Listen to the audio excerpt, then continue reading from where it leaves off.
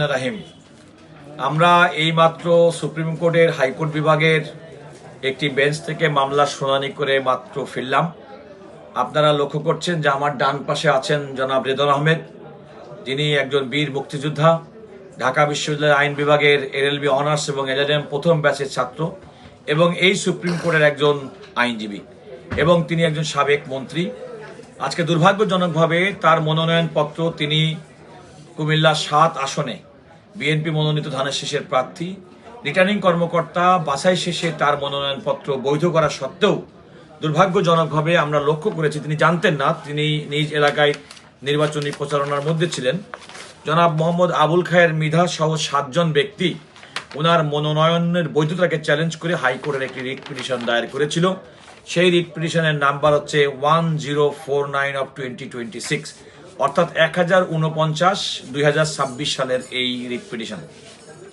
ওনারা জনাব রেদন আহমেদের বিরুদ্ধে এই মর্মে অভিযোগ করেছিলেন যে তিনি তার হলফনামায় একটা তথ্য গোপন করেছেন। আমরা দুর্ভাগ্যজনকভাবে আদালতকে দেখাতে সক্ষম হয়েছি তিনি কোনো তথ্য গোপন করেননি এবং আদালত আমাদের যে বক্তব্য, উপস্থাপিত বক্তব্য সন্তুষ্ট হয়েছেন।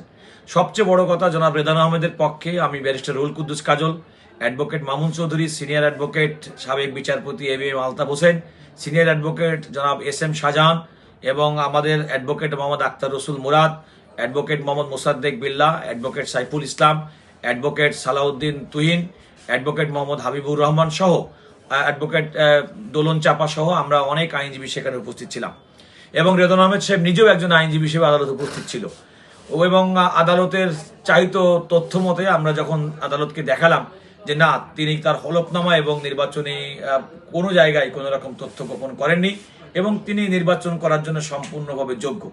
আমরা আদালতকে এও বলেছি যে এরকম একটি ক্ষেত্রে যেখানে রিটার্নিং কর্মকর্তা একজনের মনোনয়নপত্র বৈধ করে, সেখানে তাকে চ্যালেঞ্জ করে কিন্তু ভোটার কিংবা কোনো প্রার্থীর কোনো সুযোগ নেই হাইকোর্টে রিট পিটিশন করা। এ থেকে একটা জিনিস প্রমাণিত হয়, জনাব রেদন আহমেদ তিনি ধানের শীষের প্রার্থী হিসেবে আজকে যে তার নির্বাচনী এলাকা কুমিল্লা ৭-এ যে জনপ্রিয়তার শীর্ষে রয়েছেন এবং তার বিজয়টি সুনিশ্চিত ভেবেই আমরা মনে করতে পারি যে তারা আদালতের আশ্রয় গ্রহণ করেছেন এবং আদালত যখন আমাদের বক্তব্য সন্তুষ্ট হয়েছেন যে না, তার কোনো, তিনি সম্পূর্ণভাবে তার সমস্ত সহায় সম্পত্তি যা কিছু আছে সবকিছু উল্লেখ করেছেন, তার মনোনয়নপত্র বৈধ করেছে রিটার্নিং কর্মকর্তা, এমনকি তার মনোনয়নপত্র বৈধতার বিরুদ্ধে নির্বাচন কমিশনে কেউ আপিলও করেননি। সুতরাং তারা সরাসরি রিট পিটিশন করে রেদন আহমেদকে ক্ষতিগ্রস্ত করার জন্য, তার সম্মান নষ্ট করার জন্য চেষ্টা করেছেন। আমরা আদালতকে দেখার পরে আদালত সন্তুষ্ট হয়ে এই রিট পিটিশনটি সামারিলি রিজেক্ট করে দিয়েছেন এবং যখন এটা করলেন তখন তারা বললেন যে আমরা মামলাটা চালাবো না। অর্থাৎ জনাব রেদন আহমেদের বিরুদ্ধে কোনো রিট নাই এবং তারা যে রিট পিটিশনটা দায়ের করেছেন সেটা খারিজ হয়ে গেছে। তিনি সম্পূর্ণভাবে বৈধ প্রার্থী, বিএনপির প্রার্থী এবং ধানের শীষের প্রার্থী এবং কুমিল্লা ৭ আসনে যারা ভোটার আছেন, আমি আইনজীবী হিসেবে আমি তাকে রিপ্রেজেন্ট করেছি, তিনি আমার পাশে আছেন, আমাদের অ্যাডভোকেট মামুন চৌধুরী আছেন।